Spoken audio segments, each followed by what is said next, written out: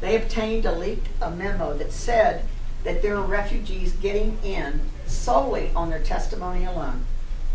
So they asked him that, and they asked him again, and it was almost like he resented being asking. And finally, I think it was after 3 or 4 times of pinning him down, he said, yes, some do get in based on their testimony alone.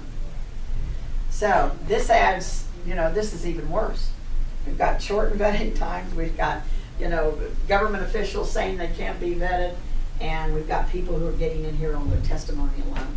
So that's why this whole vetting issue is still important.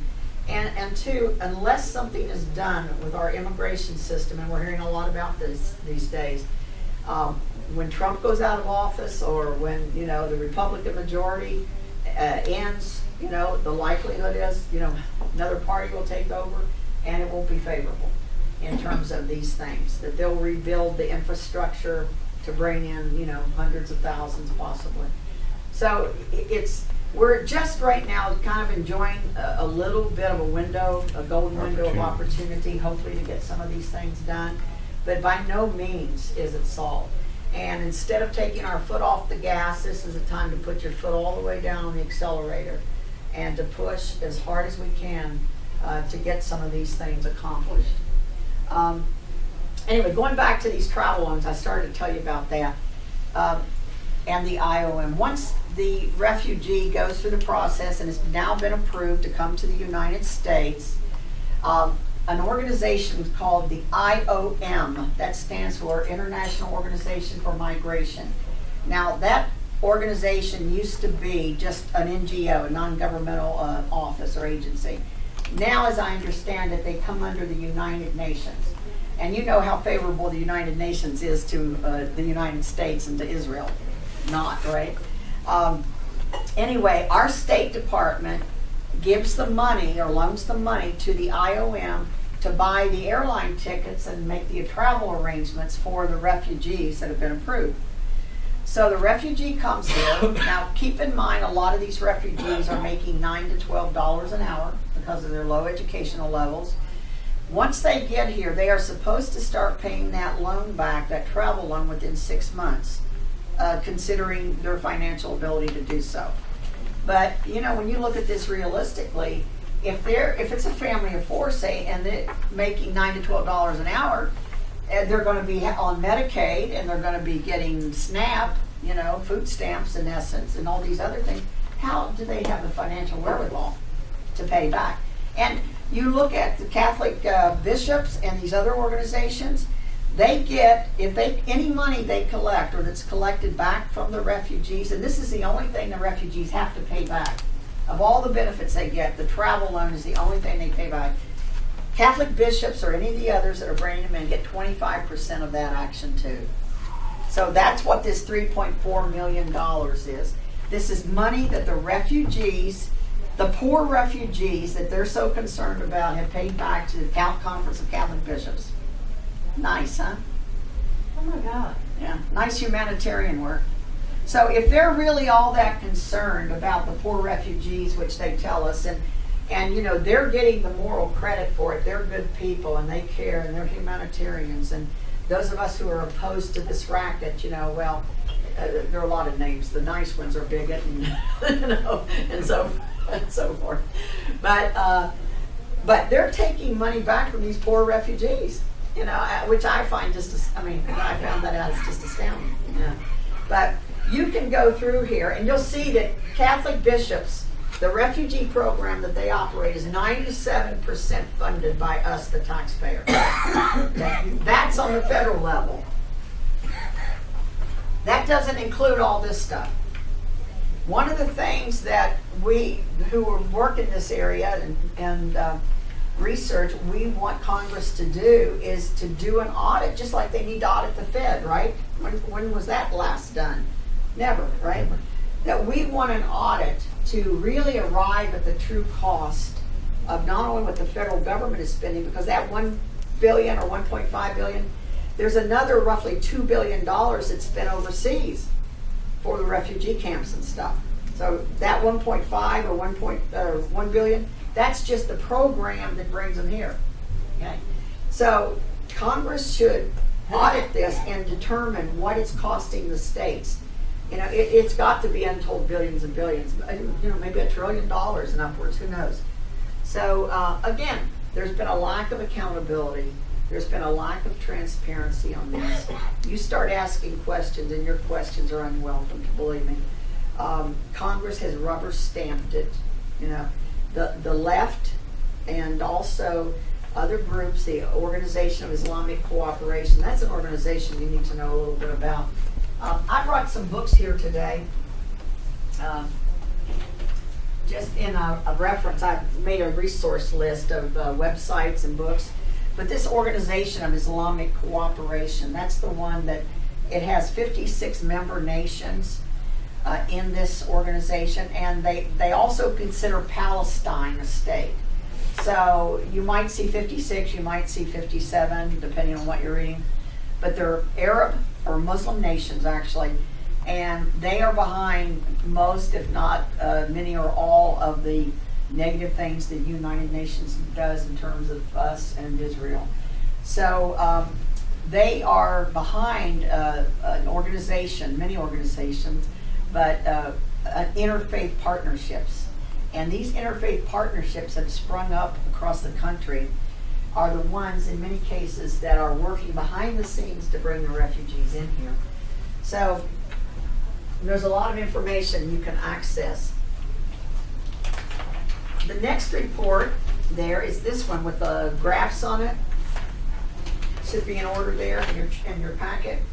Now, this chart was done by an attorney in Tennessee, and her name is Joanne Bredman, and she's done a lot of work with her state legislature. In fact, if I'm not mistaken, I think Joanne might be involved, at least in an advisory capacity, with the lawsuit that the state of Tennessee has brought against the federal government for reimbursement of, you know, these unreimbursed expenses that the federal government was supposed to pay.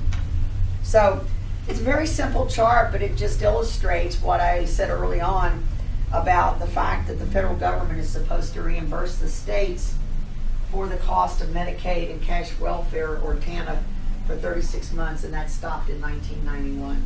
And there's just a small paragraph on the second page of that says the Governors Association had looked into this before, and they agreed this was an unfunded mandate, that really the government didn't have a right, because it's a federal program. And that's what you'll hear a lot from people. And I heard a lot early on, they'll say, well, this is a federal program, there's nothing we can do about this. Well, there's a lot that they can do if they have the will to, believe me. This last report there in this section, and I just extracted 2 pages from this report. Actually, I have the full 9-page report up here if anybody would like a copy of the full report with the footnotes and all of that.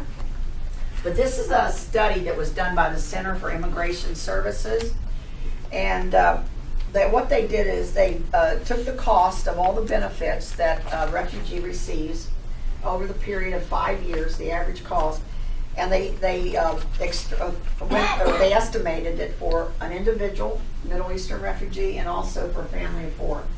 And you'll see there, for an individual to resettle one Middle Eastern refugee over a 5-year period, the average cost is over $64,000 to us, the American taxpayers. Now again, these are not so much state costs. These are, you know, well, I guess some of them are. I take that back. Some of them include some estimated or guesstimated state costs based upon the numbers of refugees that have come in.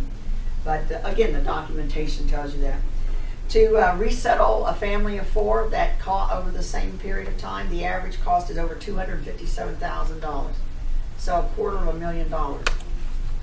Now, the second page of this that I took from the report, there's a box around it, you'll notice, and it's a very important statement.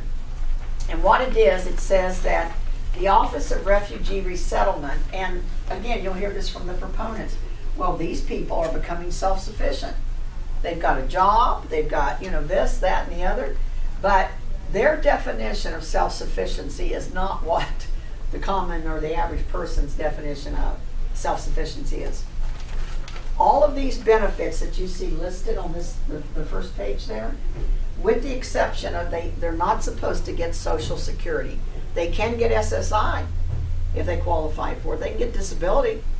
And when elderly people come here, they usually go on SSI when they're refugees. So in many cases. So they can get all of these benefits with the exception of Social Security, and the Office of Refugee Resettlement considers them self-sufficient. Yeah. As long as they're not taking cash welfare. So, Oh my God. yeah. So when you see the numbers of refugees that have become self-sufficient, you got to really define your terms and, you know, not believe the numbers probably that if they're coming from the Office of Refugee Resettlement, because their definition is not our definition of self-sufficiency. So that was pretty stunning to me, you know, that, again, I guess it's a common government language, you know, that they can take the lexicon and make it anything they want it to be. Like the definition of is. Yeah, right. That's perfect, Philip. This next section, and I alluded to it before, is on vetting.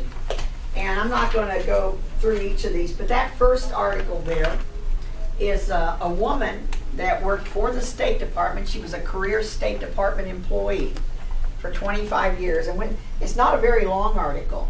And when you read it, she says that she worked in a number of the refugee camps around the world. I think it was for a period of 8 years. And she said the fraud and abuse is stunning. She said that they come to the refugee camps with an already made up story to tell, that they know how to game the system, in other words, how to get in. And so she wrote this letter to the Chicago Tribune, this woman did, because she, in essence, after she retired, became more or less a whistleblower, I guess we would call her. And when you look at the second page of the article, it says she's from Wheeling. And I go, Wheeling? Wheeling, West Virginia? But actually, it's Wheeling, Illinois, is where she's from. That's why she wrote the Chicago Tribune. But, you know, it's short, but it's very informative. And then the next couple of articles just verify what I said about the 3-month vetting time, you know, that the U.S. government refugee screening time cut to handle the surge. And you know what? I like to use different news sources, not just say conservative ones, because then it takes away some of the argument people have. Well, yeah, you just got that from some conservative rag. But when you're using Reuters and when you're using ABC and CNN and some of these others, it's hard for them to argue, you know, the people on the other side of this issue. The next article is from Ann Corcoran about refuting once again the big lie about 18 to 24 months. And then the next article is about Hillary. What I said about Hillary, saying that the refugees, you know, the vetting process is impossible. That's from Breitbart. And then the last one in there was Leo Holman from WorldNet Daily. One told me about Leo Holman that assisted you. Well, and this in here, in fact, at the tab at the top, that little tab, is I flagged that page where Senator Cruz and Senator Sessions were interviewing that man, Leon Rodriguez, the former director of Customs and Immigration Services. And you can see very clearly there, you know, about his testimony. And he finally admits, yes, some get in on their testimony alone. So I think there's some good backup for you there. Now, moving on, the next section is West Virginia articles. That's section number 5, probably a red tab. I'll give you a minute to catch up there. This is the article I mentioned early on when I started talking about a group considers bringing hundreds of refugees to Charleston. This was on May 26th of 2016, just short of 2 years ago now. And so this was really the article that, after having made calls months before, you know, the various calls I told you about to the governor's office and so forth, I thought, yeah, something's going on here. And the public is not being told about it. So I had gone through the original article and did a lot of marking on it as I was upset about it. But you'll see there on that first page behind the cover that, you know, literally they say hundreds that they want to bring. So you can read that at your convenience. To a lot of people, they don't live in this area. In fact, frankly, I don't read the paper every day. I have people, in our group and work with us that they kind of look out for all the things they follow, and they'll send me stuff, which is good because, it helps to screen things out sometimes and get a hold of articles I may not otherwise know about. Here is one of Ann's articles about West Virginia. And it says, West Virginia, you're up next as expanding federal refugee program looks for fresh territory. And you'll notice the date on this is May 29th. So this is just a 2-day difference from when that article appeared in the Gazette Mail. And in fact, I think Ann saw that article and wrote this blog in response to that. But that's a picture of the South Charleston Mosque right there. And if you'll see about, somewhere in front of, those steps, there's kind of another step or a rounded area. That was the size of the mosque before. And as I mentioned to some of you when we were having lunch, that they literally doubled the size of this mosque. And I was watching it over a couple-year period, and as all this stuff started to be identified, it was obvious why they were, doubling the size of it, because they knew they were going to try to bring in hundreds of refugees, many Muslims. In fact, the whole goal or purpose originally of the second contractor that applied to become a resettlement site here in West Virginia, their goal was to bring in Syrian Muslims. There's a large Syrian community here in Charleston. Now, I grew up here in Charleston, and we grew up with a lot of Syrians, but they were Syrian Christians. And the Syrians, many of them that are coming now, are Muslims. And so, the mosque was doubled in size to accommodate this new influx of people they thought they were going to get. So, again, there's some good information there. And for those of you who might not have seen this before outside the area, you probably didn't know what was going on here, And there are many other articles. In fact, Ann wrote, and Breitbart has written over the last year and a half, 2 years. And also, in fact, the next article is Breitbart's article. And Michael Patrick Leahy. And in this article, Michael quotes me in there, and I had written a letter, in fact, to Senator Jeff Sessions, at the time he was senator, after this hearing that he had, because I wanted to give testimony in the Senate about the refugee program. And so I asked Ann Corcoran, I said, how do I do that, Ann? I can't just go to D.C., and pick up and go there, and how do I get in, and, all that. She said, why don't you write a letter, and ask them to enter it as testimony in the Senate record. So that's what I did. And so this article refers to my letter to Senator Jeff Sessions about the refugee resettlement racket. Now, I mentioned about this second group that wanted to set up a business here, if you will, as a resettlement contractor, and that they wanted to bring Syrian Muslims in.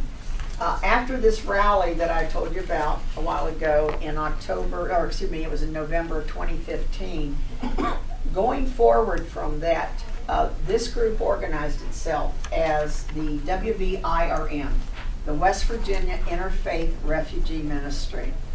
And it was made up of members and leaders from the mosque, the imam, or at least people on the board there, I believe, one of the synagogues here, and also some of the churches, and especially the Episcopal Church, because it was the Episcopal Migration Ministries, one of the 9 contractors, that was now going to petition the State Department to become the second resettlement site in West Virginia. So Catholic Charities of West Virginia was petitioning for 50 refugees. This group said they wanted to bring in, I think the original number was 135, if I'm not mistaken.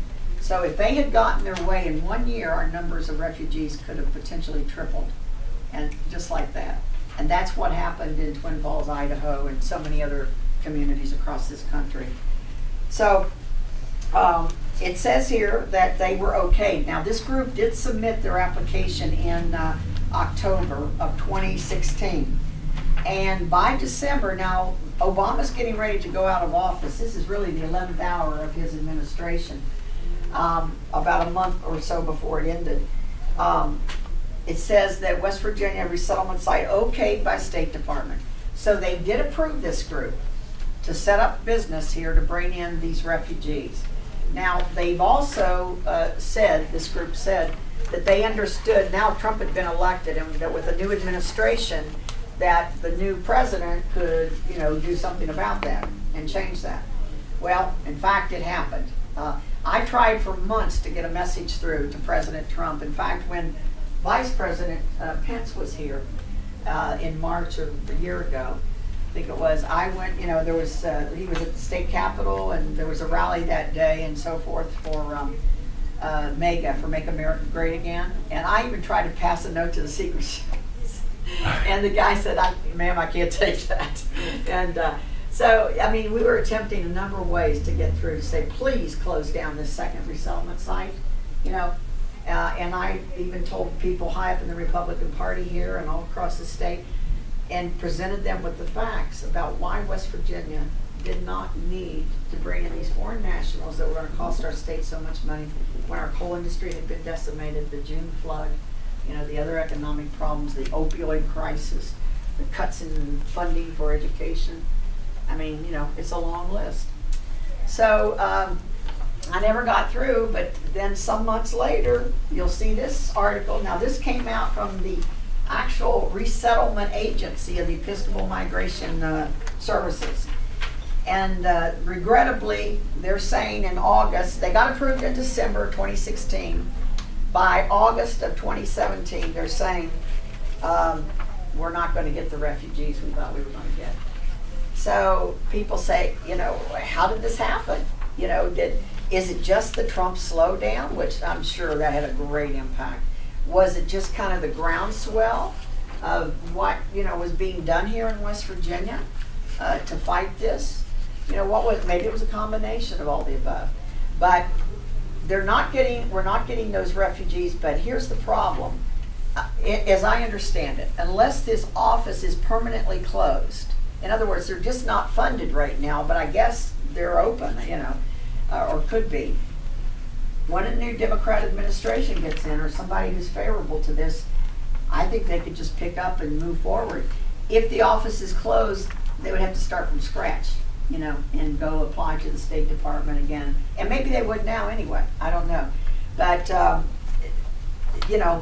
sometimes they say, it's better to be lucky than to be good.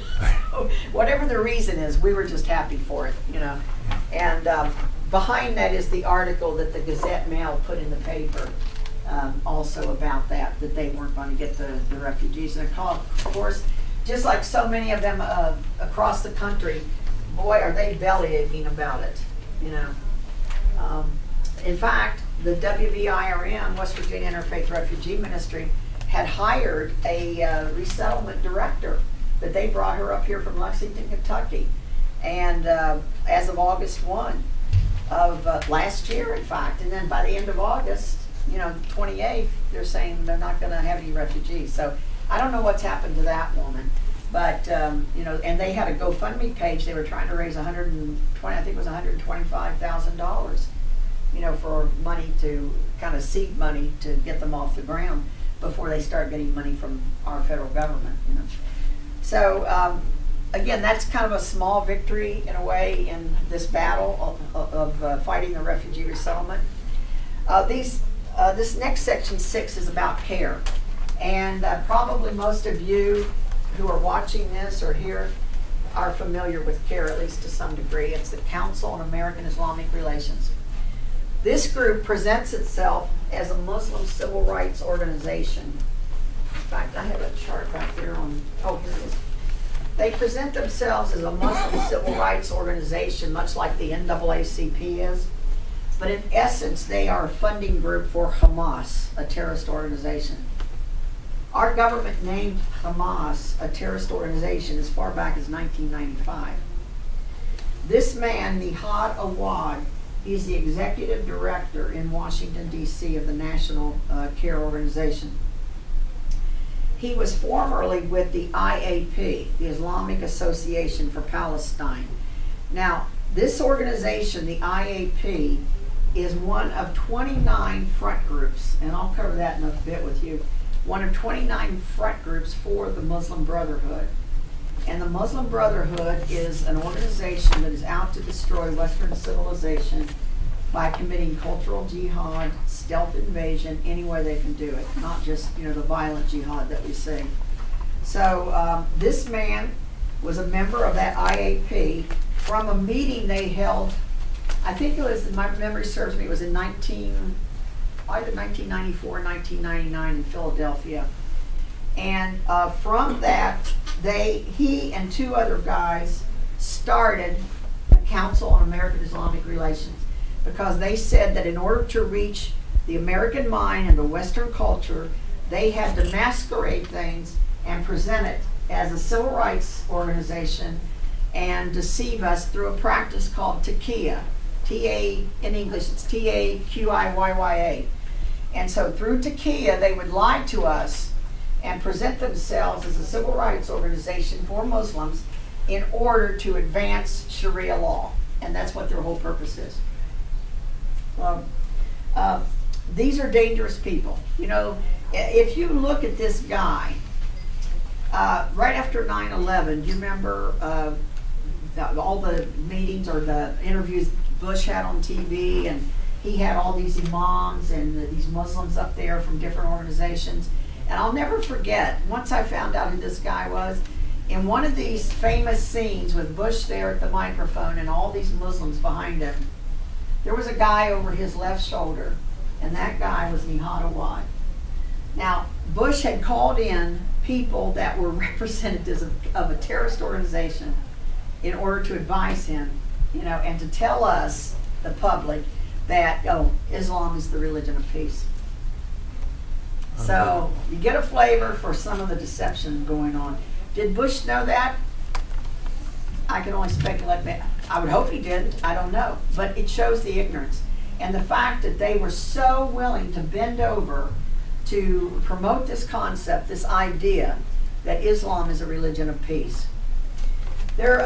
I'm sure all of you remember Khalid Sheikh Mohammed, the mastermind of 9/11. Remember that crazy looking guy they found in that hole in Iraq, was it?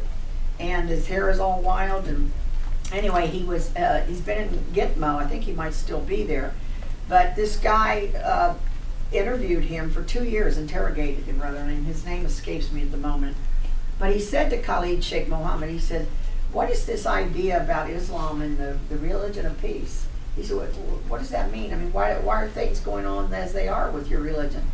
He said, you Westerners don't understand. He said, Islam is called the religion of peace because all of the world should belong to Islam. The parts of the world that are already under Islamic control are called Dar al-Islam, or the land of submission.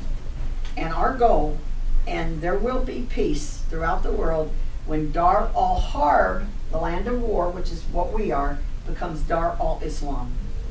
So that's where they get this whole concept of the religion of peace, that they will put us under submission, they will defeat us, they will destroy Western civilization and culture, and you get three choices when that occurs. You have the choice, number one, of converting. They will offer you conversion. You say the Shahada, which is the Muslim confession of faith, much like Christians have a confession of faith to become a Christian. So that's your first option. The second option you have under Islam and under Sharia law is you would be permitted to live as what's called a dhimmi, D-H-I-M-M-I in English. And as a dhimmi, you are really a second-class citizen or less. And of course, women are even below that. As a dhimmi, you are required, in most cases, to pay what's called jizya. Jizya is a tax. So for the privilege of living in our Islamic land, you will pay us a tax to do so. But yet you'll be a second-class citizen with that status. The third option is execution, if none of the others are available or accepted. So this is the goal. This is the ultimate goal. And just because they're promoted as the religion of peace, they are well funded, they are well organized, they are all at every level of our government. They had infiltrated government, the judiciary, the media, the educational institutions. They have set up chairs to teach Islam their way at our universities, and believe me, it's on the march. In fact, I have another document here I think you'll be very interested in. Did you get one of these? I don't think so. Okay. This document is called the Muslim Brotherhood in America, the Explanatory Memorandum. And as soon as I get everybody a copy here, I think I have just enough that I brought with me. Thank you. This explanatory memorandum, you'll see a stamp on there in the front that says exhibit. This was a government exhibit used in the Holy Land Foundation trial in 2008 in Texas. Now, this document was never meant to be seen by anybody, especially the infidels like us. What happened is there was in the front of this, it'll tell you how this document was discovered.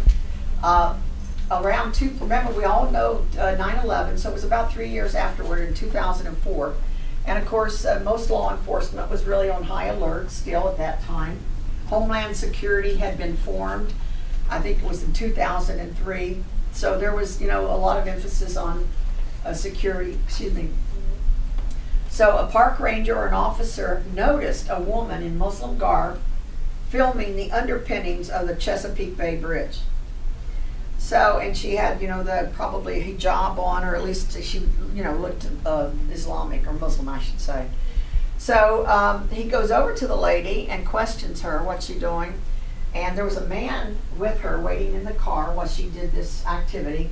And so he, I guess, gets the man's driver's license and finds there was an outstanding warrant for him. So from that, was instigated a search warrant for the home. When they go to the home, they find in the basement, in a subfloor, there were 80 bankers' boxes of documents. This guy that this officer stopped was basically, I guess, what you would call the secretary, keeping the records for the Muslim Brotherhood in America. I mean, what a find, what a treasure trove. So they, had to translate all these documents and all. And this one document was so significant that and I'm sure the FBI used other things, but they used this as one of the exhibits in the Holy Land Foundation trial that occurred a few years later, which is the largest terrorist financing trial in American history. So this is significant, as I said. If you go to pages 31 and 32, and I have that flagged at the top, so it should be easy for you to refer to.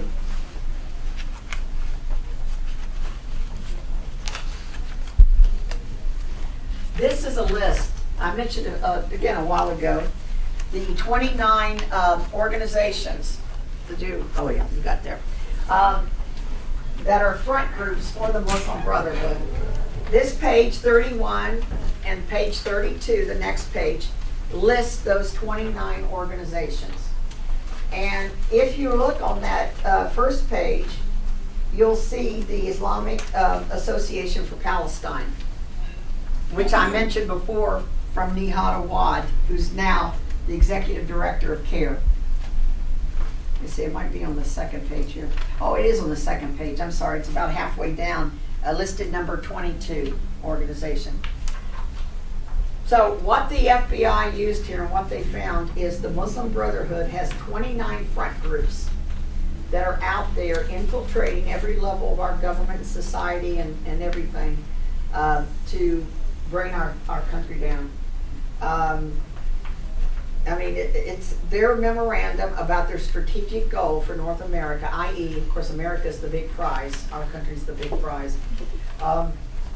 But this is an interesting read, and you'll look through some of those pages, and you'll see how they've set up organizations for media, for things like children's books and newsletters, and I mean, just everything you can think of practically, they have saturated and are targeting. In addition to this, I learned, I think it was last year sometime, there's another new Muslim organization, And again, just because something's not listed on here doesn't mean that they're not part of the whole thing, because these groups are all intertwined to march to one beat and one purpose, and that's to advance and bring Sharia law and put us under submission. But I found an organization called JETPAC. It's JET-PAC.com. And that organization is to help Muslims all across this nation build a political infrastructure to run for offices of every kind across this country. From school board to city council to mayor to legislature to governor, all the way up. In fact, there is the first Sharia-compliant man running for governor of Michigan. His name is Abdul Saeed. He is a medical doctor, and I think he was involved with the public health department there over that Flint water crisis. But he quit his job some months back, and he's running for governor. The people there in Michigan tell me that he has a very good chance of winning. They're very concerned about it.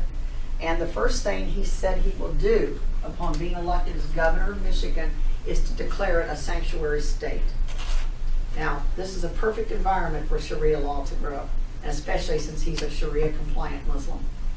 So Michigan already has, I think the number is 140 mosques, I think. You know, so, and there are over 3,000 mosques now in America. I mean, they're growing by leaps and bounds. And many of these mosques are funded by Saudi Arabia, our so-called friend, with the most extreme form of Wahhabism, or of Islam called Wahhabism. So, you know, just because everything looks good on the surface, it's not. There's a lot going on under, you know, that's happening to our country.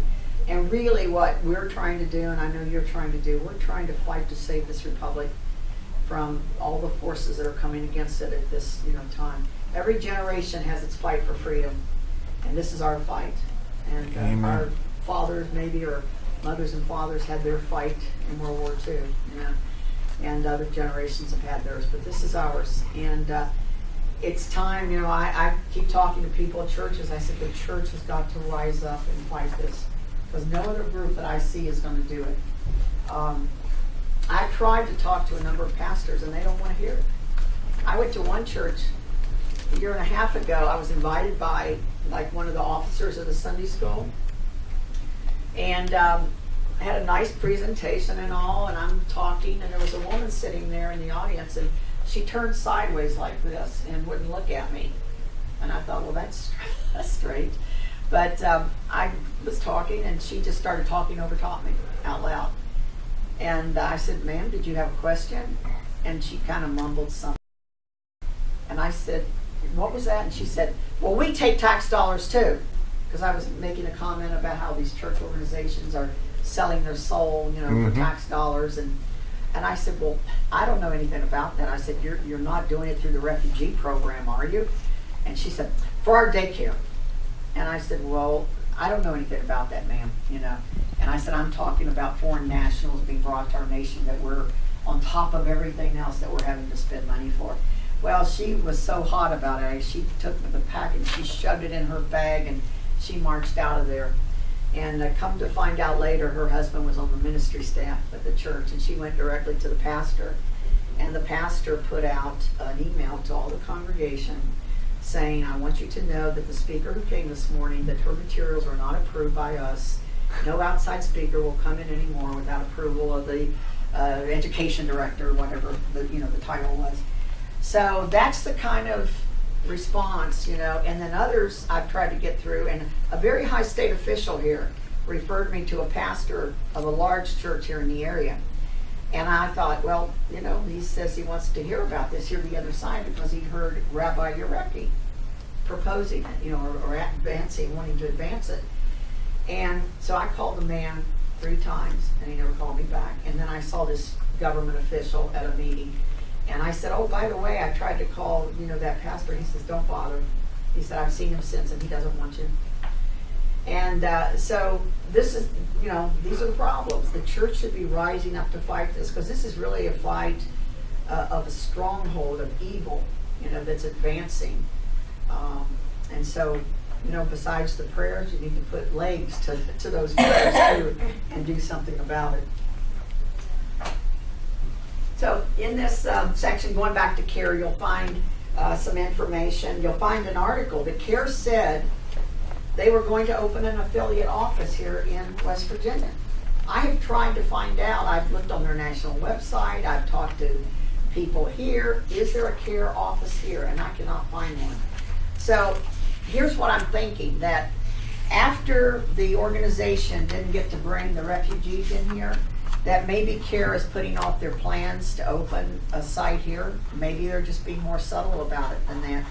But it's part of what I call the three-legged stool that happened in about a year's period of time. I told you about the mosque doubling in size. That was the first thing. The second thing was the second resettlement site getting approved in December of 2016 to bring in hundreds of refugees. And the third leg of the stool was CARE. Because see, they will go into a community just like they go into the schools, and they will create incidences of bullying. There'll be hoaxes a lot of times. Oh, the boy pulled the girl's hijab off her head, you know. Well, let's face it, junior high boys do a lot of silly things, don't they? I mean, they pick at girls and lots of other things. But they'll take an opportunity and they will either make it up altogether or they'll expand it. And when that happens, Council on American Islamic Relations comes in, because remember, they're a civil rights organization and they have to speak for their people. And with that, they'll start usually afterward making demands. You know, they'll make demands for prayer room facilities at the school. They'll make demands for halal foods, certified foods in the cafeterias. You know, they'll make demands for the students getting their breaks at their prayer times. I mean, just down the list they'll go. You know, and I can't stress this enough. Every concession that's made to them is the advancement of Sharia law. You know, it's the old incremental approach. A little bit, it's like taking a loaf of salami and you slice a little bit at a time. Pretty soon you have none. Well, this is the incremental approach they take to making the inroads, crying discrimination, crying Islamophobia, and now the city council, the school board, the whoever makes concessions for them. So this is a battle. In fact, talking about school board, I had a battle here just recently with them. I think it was on January 4th. I had someone sent me an invitation that the teachers had received from the mosque here in Charleston, South Charleston. And the invitation, beautifully done, designed, it said, come on January 25th, just a couple of days ago, to learn about your Muslim students' culture and religion. And when I saw that, you know, she sent it to me on the phone, I right away I said, where did you get this? What's this about? She said, well, we were at lunch, and when we came back, the teachers, this was in our mailboxes. And at first I thought it was just a paper flyer they stuck in there, but no. These were actual greeting card size invitations, individually addressed to each teacher in the schools and put in the teachers' mailboxes to invite them to this event. So I said, this is egregious. We're not going to stand for this, you know, because this is indoctrination. Say, this is one of the steps they often take to indoctrinate the teachers. So now the students are indoctrinated. Then they have an anti-bullying group they bring in called Islamic Networks Group, and you can just see the pattern repeated all across the country, in Nebraska and here and there.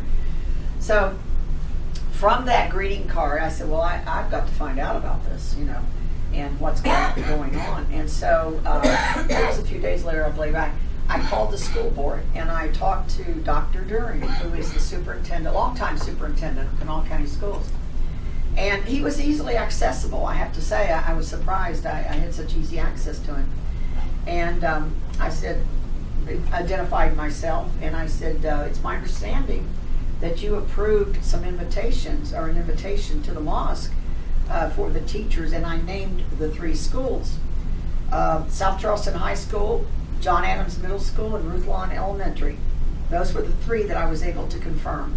Now, my thought was, and what we all thought was in our group, that they had gone out to all the area schools, but we didn't have proof of that, so I could only go on the proof I had. And he said, no, I didn't approve that. And I said, really? I said, well, do you want to see the invitation? Because they're saying that you did. And he said, no. And I said, yeah, send me the invitation. So I said, okay. So we got off the phone, and I'm writing up the email, and I'm going to attach the invitation. And about 15 minutes later, he calls me back, and he said, well, this was quick. He said, by the way, yes, I did approve that. He said, but I had just forgotten about it. I said, okay. And I said, and he said, I talked to our attorney, and he said, there's no problem here with church and state separation. I said, well, I said, I heartily disagree with that, Dr. During. I said, who's your attorney, and what's his name and phone number? You know, and I want a copy of that school policy that says this is okay to do. So he said, well, give me the attorney's name. So meanwhile, there's a whole uproar being created by this. I'm sending this out to people all across the state. I'm sending it to Ann Corcoran at her national blog. I sent it to Leo Holman. I sent it to a lot of people, and they saw immediately like that, and they understood the process and what's happening here. And so Leo ended up writing a national article about it. So did Ann Corcoran. And in essence, when I was so involved in this the next few days or next week, I thought, I got to go see the school board. I have to deliver this and address this to the school board and make them know that, you know, we don't approve of it, we're monitoring this, and this won't stand. So I found out that the school board was going to meet on the 18th of January. I called, and they let you have 5 minutes. If they put you on the schedule, you get 5 minutes to make your presentation, that's it. So I put together a very nice presentation. In fact, a friend helped me with it. I don't want to dig through this stuff. I'll show you later. Oh, have it here at the bottom of some other things. Here's the presentation I put together for the school board. And, you know, because I only get 5 minutes, obviously I can't get through all this stuff. So I went to the table of contents here that I created, and I took 3 or 4 things, and I honed in on those. And in fact, let me turn to the page that has the invitation. You'll see how nicely done it is. Before I get there, I want to show you this article. When I'm sending emails out to people and informing them about this, somebody says, did you see that article that appeared in the Gazette Mail back in November? And I said, no. I said, send it to me. This was the article. This Muslim girl student at George Washington High School had complained about bullying. Again, this is the common pattern. So from this, and then the article in the paper, this organization I mentioned a minute ago, ING, Islamic Networks Group, came into the mosque here in South Charleston and held an anti-bullying session for, I think the article says, about 25 Muslim students. So they have that article of that event, the anti-bullying session, and then fast forward a couple of months and the mosque is inviting the teachers to honor the educators and to indoctrinate them, although they don't say that, I do, to indoctrinate them into their Muslim students' culture and religion. Well, the first thing I thought, why should the Muslim students, and I told the board this, why are they treated any differently? Or why should they be?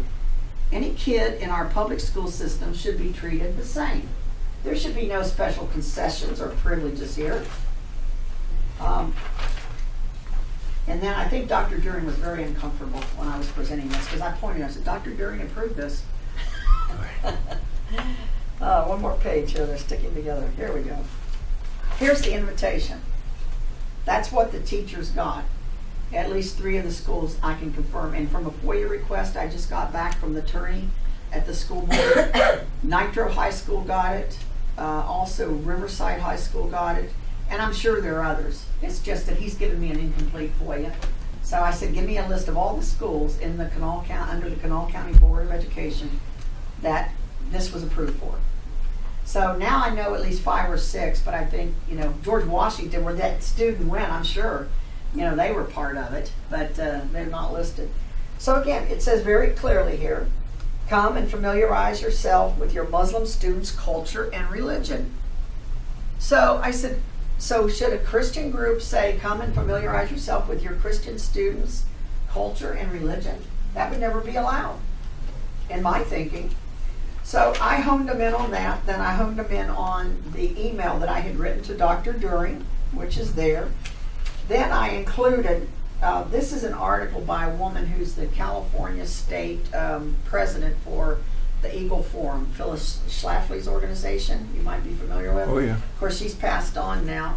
But Orlean, Kilo, I don't know if I'm pronouncing her last name correctly, but somebody here who's worked on Common Core and fighting it for a long time put me in touch with Orlean. She's writing a book about this very thing that we've just gone through here in Kanawha County. And she lists a number of incidences in other states. And again, the pattern is the same, how they start to approach this. You know, incident of Islamophobia or discrimination, and it goes from there. This, the San Diego School Board, this just got undone. They had contracted with CARE, the Council on American Islamic Relations, a terrorist organization. They contracted with them to teach all of their schools in San Diego County about Islamophobia, you know, and about discrimination. So the people there, the parents, a number of the parents in that school district, they rose up and they forced the school board to terminate that contract with CARE. So you can fight, you know, and that's what I try to tell people, you know, and I hope, like you guys standing up and fighting, me standing up, and so many people are standing up and fighting, you're giving other people courage to do the same thing. And sometimes they need that courage, especially when their jobs are threatened. The teachers at this one school said, oh, no, please, I don't want to be interviewed. You know, and then one teacher said, well, on the condition of anonymity. You know, and they're afraid of losing their job. They're afraid of being labeled Islamophobic. You know, and all of the things, like I said, those are the nice names they call you. They call you, along with bigot and xenophobe and everything else. Then I put this chart in there too. This wasn't in your original packet, but this is from that explanatory memorandum, that document. The FBI created this chart to show the interconnectedness of these organizations. And you'll see I circled 3 of them in red. And I did this for back in, I think it was around August of 2016 when I went to speak to a group in Morgantown. I wanted to do a little research on the mosque in Morgantown. And I was sure that West Virginia University had the Muslim Student Association there. But I wasn't sure about the affiliation of the mosque and what they were about. So I went on the mosque's website, the ICM, the Islamic Center of Morgantown, and they had their actual constitution for the mosque on that website. So again, I think I said to a couple of you before we started, if you can get anything like that, take a hard copy of it, because they are getting wise to it and they will take it down many times and you won't be able to go back and find it. So I would encourage you to do that if you come across some information like this. Anyway, we knew that the Muslim Student Association existed there. The Muslim Student Association, it's one of those 29 front groups that I pointed out to you in the explanatory memorandum. They came to America in the 1960s. I think it was 63, if I'm not mistaken. And they were set up at the University of Illinois Champaign-Urbana campus, I think it was. And from there, they have centers in over 600 campuses across this country. 600 campuses, all the major universities have the Muslim Student Association.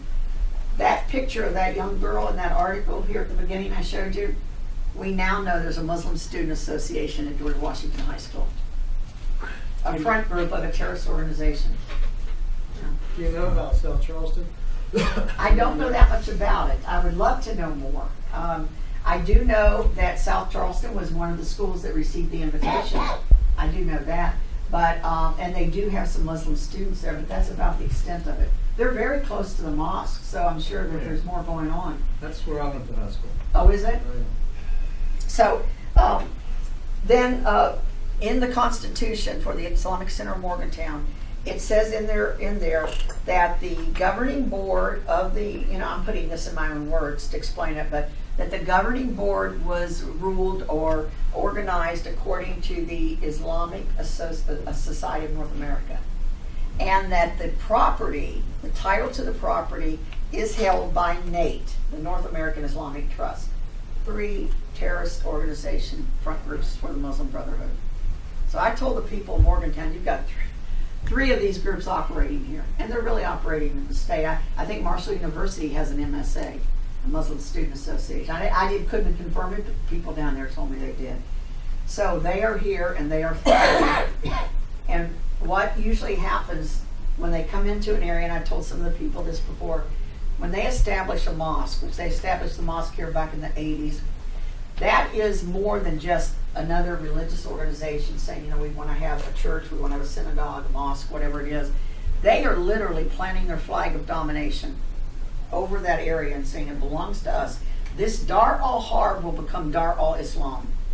And then they're very patient, and they will spend decades implementing the steps in the Muslim Brotherhood explanatory memorandum through all the means necessary to get there.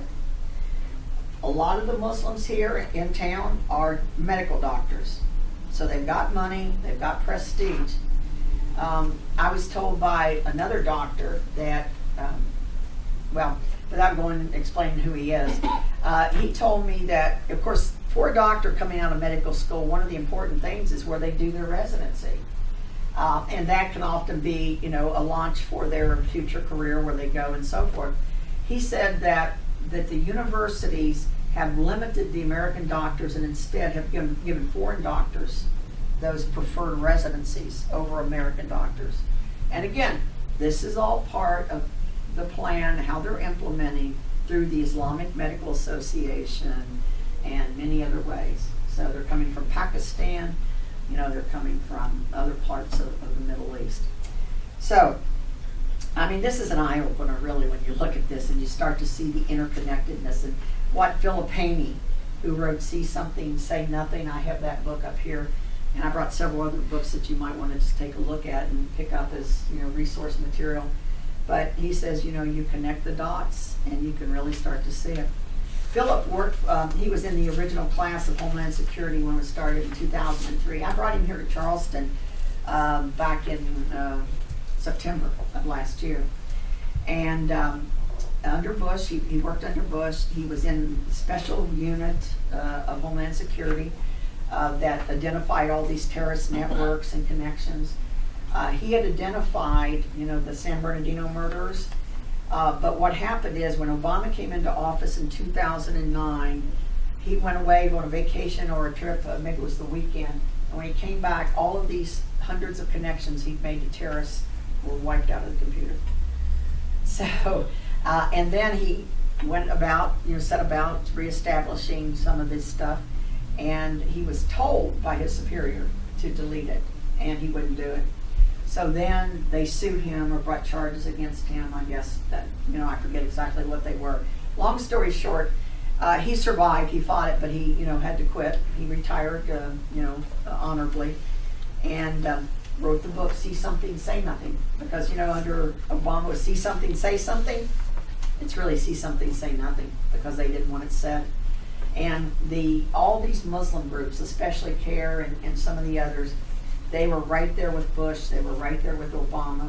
With Obama, they were successful in getting all the jargon in the Defense Department and I think Homeland Security. There were several governmental agencies of removing the lexicon that said, it referred to Islamic or Muslim jihadists.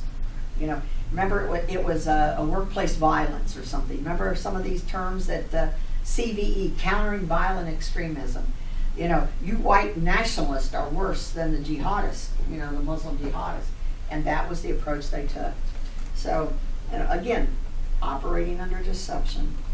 So, I wanted them, though, the board to see this list. And I also provided I want you to know this, I provided each of those members on the board, Kanawha County Board, this explanatory memorandum. And I said, I want you to see, I didn't make this list up. This is not my list. I said it came from the Muslim Brotherhood's own document that the FBI used as an exhibit in the Holy Land Foundation trial. So that should be pretty good, I would think, as endorsement. And then there are some other things, articles and so forth here in the back. I talked about CARE and Hamas, how they're related and so forth.